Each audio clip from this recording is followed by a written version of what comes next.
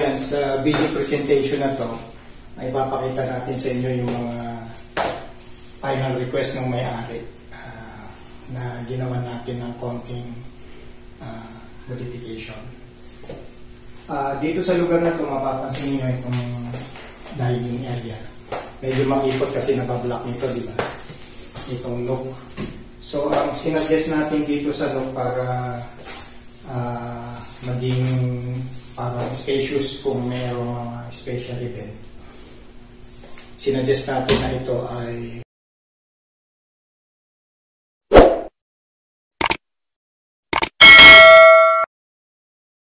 yan, sa video presentation na to ay papakita natin sa inyo yung mga final request ng may-ari na ginawa natin ng konting modification. Dito sa lugar na ito, mapapansin nyo itong dining area. Medyo makipot kasi nabablock nito, di ba? Itong look. So, ang sinuggest natin dito sa look para maging parang spacious kung mayroong mga special event. Sinuggest natin na ito ay lagyan ng gulong. Dapat dilipat. So, ang ginawa natin, pumayag sila na lagyan ng gulong kasi ang naging pinakita ko sa kanila yung sample dun sa may bahay ko na yung cabinet may gulong. Tapos, kung mapapansin niyo, hindi halata, di ba mababa? Kasi ang purpose niyan, para pag natiit, hindi siya babaliktad.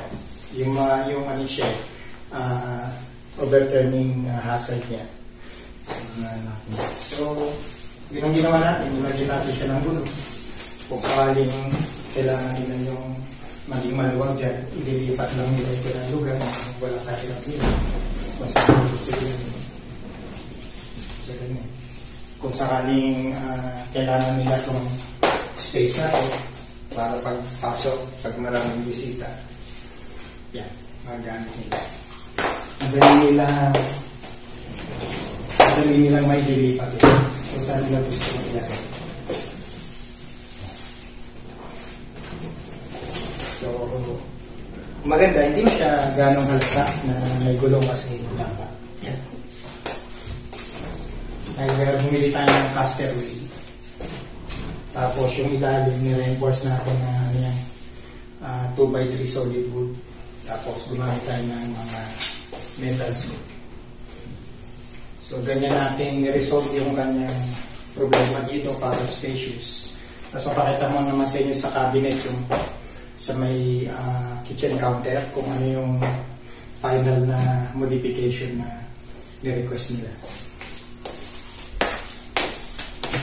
Naman sa may kitchen counter, ito dati kasi hindi natin nagpa-function yung ilaw niya. So, hindi natin. Plus, parang nagkaroon sila na, di ba dati kung mapapansin niyo yung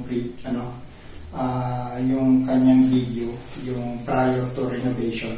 Di ba, parang dito kasi lagi nasira lahat yung mga portion na to dito sa may counter. So, eto, parang nagkaroon sila ng phobia na lagyan ng pinto. Pero sinasuggest natin mas maganda yung pinto. So, yun, nilagyan natin siya ng pinto. Binuhay natin siya. Tapos, ang lang, wala pa akong nahanap na ganitong molding. Dapat may molding niya. So, bininis lang natin siya without molding first. So, hoping na makahanap ako ng ganitong molding para hindi halata na magkaroon ng modification dito.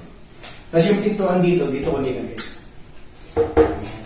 Kasi kung dito siya, nandito itong pag binuksan mo to, nakatama dito. So, ganyan. Kasi ito.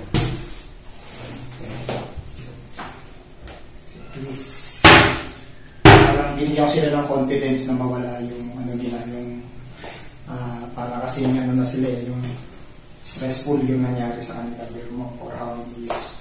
Tapos, pumayag na gusto. Tapos, itong table na to, para magamit nila, kung nilagyan ko siya ng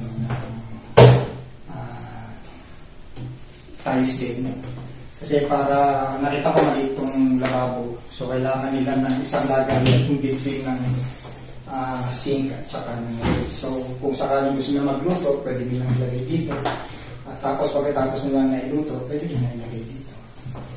Tapos ito, sinasuggest natin na aalisin na ito o pumayag sila. Para yung loop, pwede siya ilagay dito pagka kunyari, kailangan nila ng mas maluwag na space. So ito yung ating ginawang last modification base sa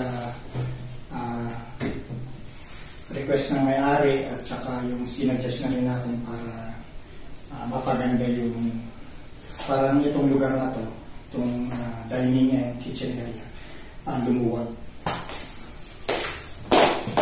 So yun. Ito, pinarehas natin. So yung tiles nito at saka ito parehas.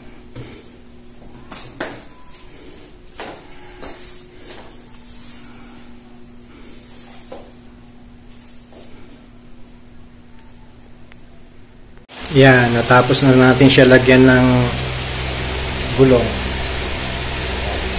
Gumamit tayo ng 2x3 na solid wood. Tapos yung gulong niya, ito, maganda to bearing type. Medyo heavy duty yan. Ganda. Tapos in-screw natin. Tapos ito, ganun din. Sa baba. Tapos, bukod sa pinako natin dito, nakapako doon. Kasi baka laruin ng mga bata, in-screw din natin siya dito. So, hindi siya gagalaw. Hindi ko siya ma-screw dito kasi masyado makapal to. So, doon ko tinago sa loob. Yan lang.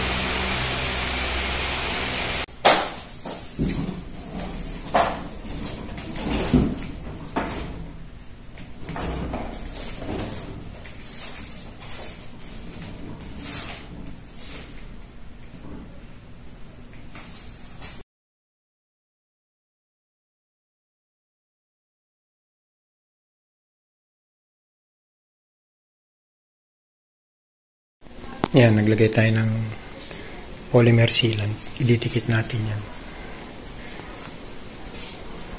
Yan, ito. Tiniles natin para magamit doon. Kasi sayang, dapat ma-fully utilize siya.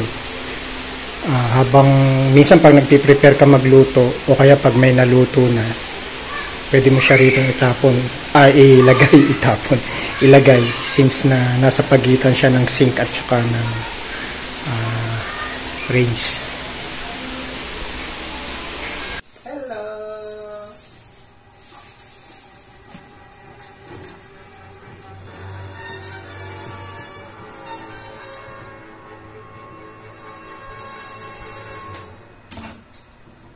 Sir, please step away from the furnace.